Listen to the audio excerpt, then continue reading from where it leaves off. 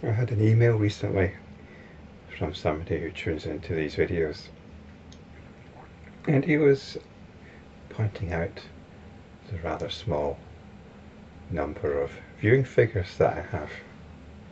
Not many people tune into these videos, and I can understand this. If you come to this channel, you'll see lots of video captures of me with huge lists of videos. It looks quite intimidating, I would think, a bit boring. And I mentioned in part of my reply how even people that know me and people who are quite tuned in aren't interested in these videos. It's like they see it as some eccentricity of mine, some idiosyncrasy,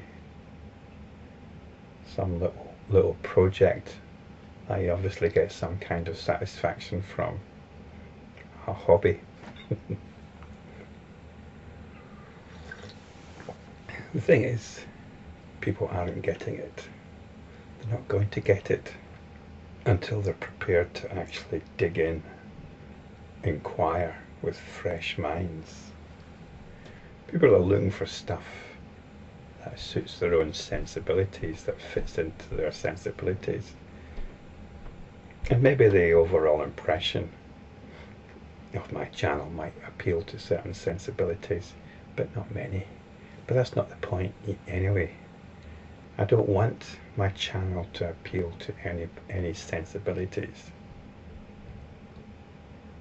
I want people who have got some clue of what lies within these ancient wisdom texts, of the power that lies within these ancient wisdom texts, and are keen to unlock it.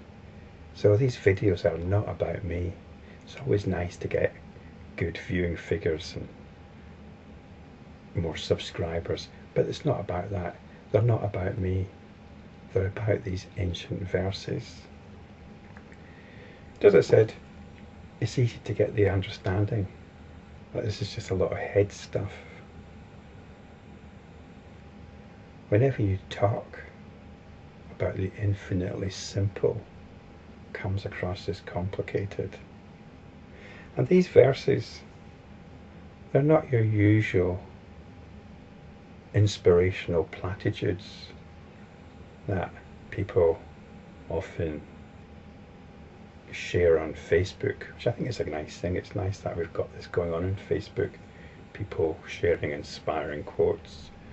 Got a feeling it might help us all evolve a bit more as a race. But these verses are not like that. In fact, these verses can't really be understood with the head. And I hope there's no understanding that I'm actually explaining these verses. Otherwise, I become what the next verse calls a theoriser. A theoriser. And the next verse and a few verses after that are attacking the theorisers.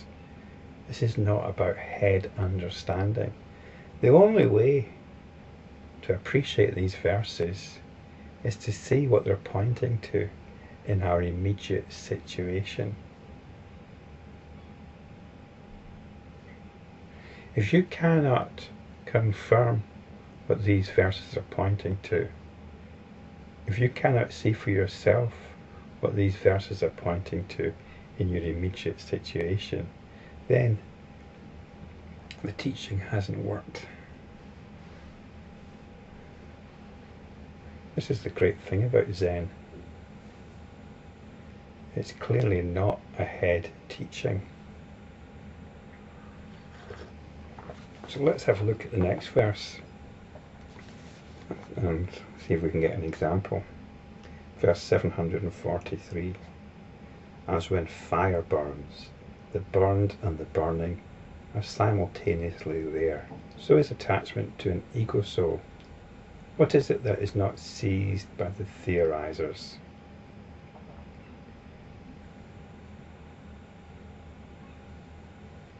as when fire burns. The burned and the burning are simultaneously there. So is attachment to an ego soul. So attachment and the ego soul are the burned and the burning. The next few verses are really concerned with this thing. I mentioned consciousness before. Consciousness is the fire. It's our awareness. When I talk about consciousness, we mustn't get philosophical about it. Consciousness is awareness. It's the awareness that is hearing this. And immediately in your awareness, you're hearing a voice from over here coming to you over there. And these are the two poles.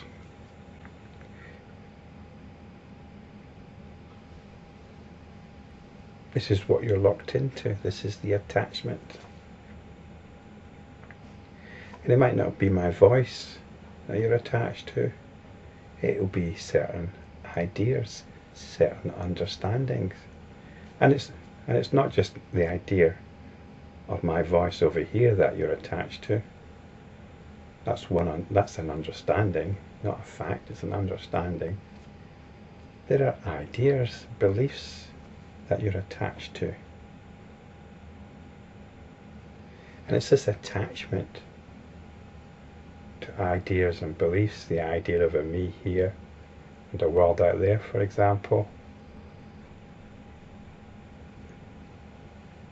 They fuel each other. This is the burned and the burning. In the burned and the burning, awareness is lost. But this verse is attacking a particular attachment and attachment to the idea of the ego soul. And it's possibly one that was relevant to the time at which this verse was written. The idea of an ego soul, or just a soul even, is one that's important for many systems of belief. But again, what we have to do is look at our own experience. Is there anything here that we can call a soul? This is the bottom line. Is there anything here that we can call a soul, an ego soul, something that is peculiarly mine? Some essence of me here. Is there some essence of me which is peculiar to me? That's what we're talking about.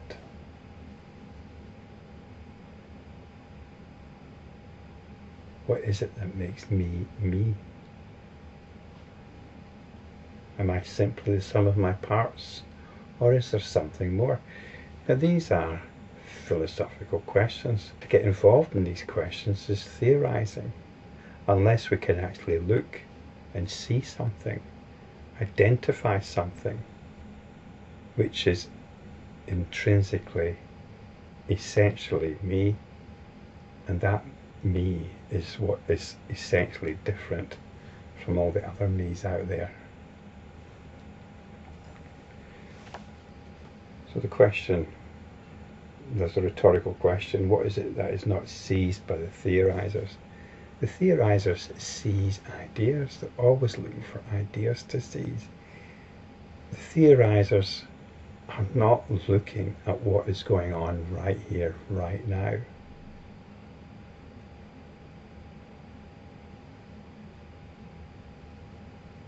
I have a sense of me.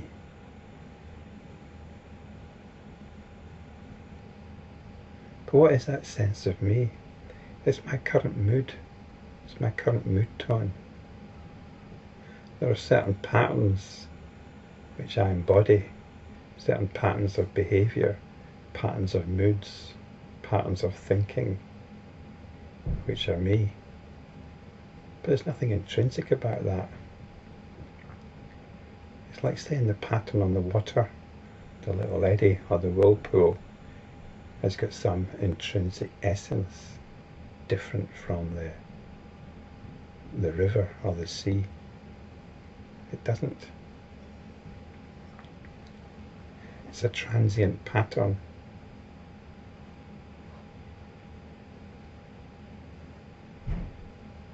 So this feeling of me that I might have, well, it changes. It changes in accordance with my mood, with the time of day, with whether I've had food or not, whether I've had sex or not. It's just one thing after another. So this essential me that I might perceive is just me in a particular mood. There's no ego soul here.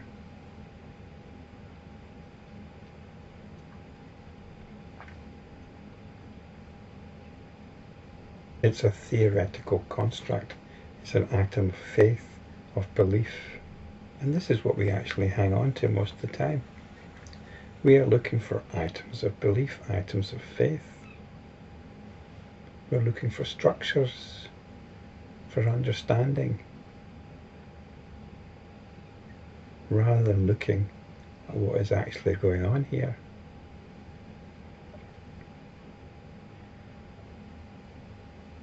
I think we can use the language of the ego soul, but we have to be careful what we're applying it to. We can use the language of God, but God and ego soul, these terms come with so much baggage.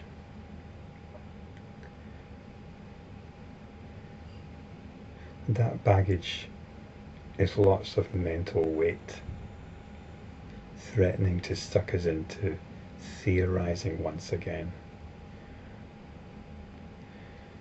So we come back to what is actually here.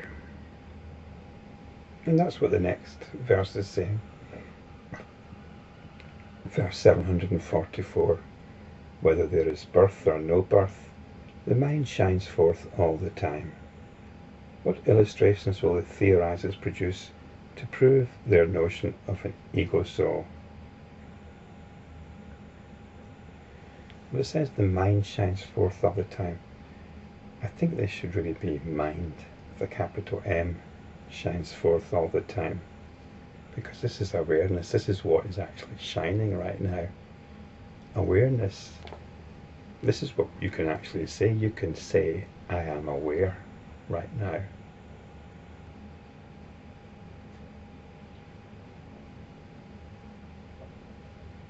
If there's any fundamental you, it is this awareness. But it's not got anything to do with you as a psychology, as a psychological entity. That's what the birth or no birth refers to. It's got nothing to do with the fact of you existing or not. There's always this awareness.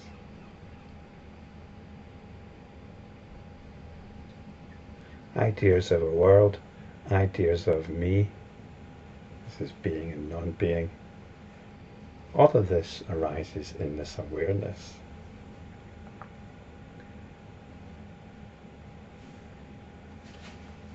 We have subtle ways of claiming this awareness as our own by saying that it's dependent on the brain or the mind, but it's not. It's the other way around. Ideas of me, ideas of an external world arise within this awareness. This awareness comes first. It's not something to be argued, it's something to be realized. The awareness which is hearing this is the ground for everything. It's the ground, not just for hearing this, but for experiencing everything. So this is the real soul. This awareness is the real soul, but it's not your soul. It's not my soul. We can call it self, with a capital S.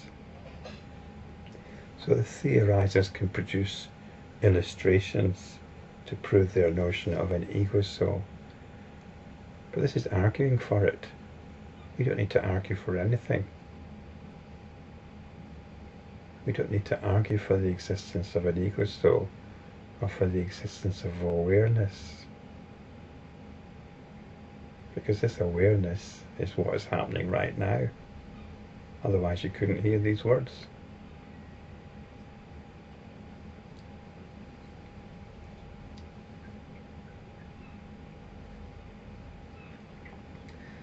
So this is the reality we keep coming back to, this awareness.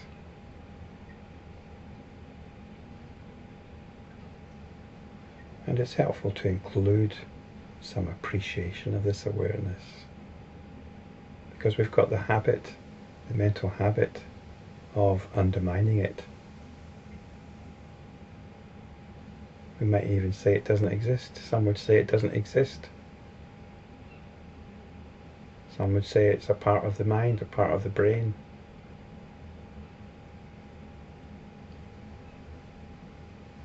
It's not worth arguing these points, because you just have to open yourself up to this awareness to realize its nature.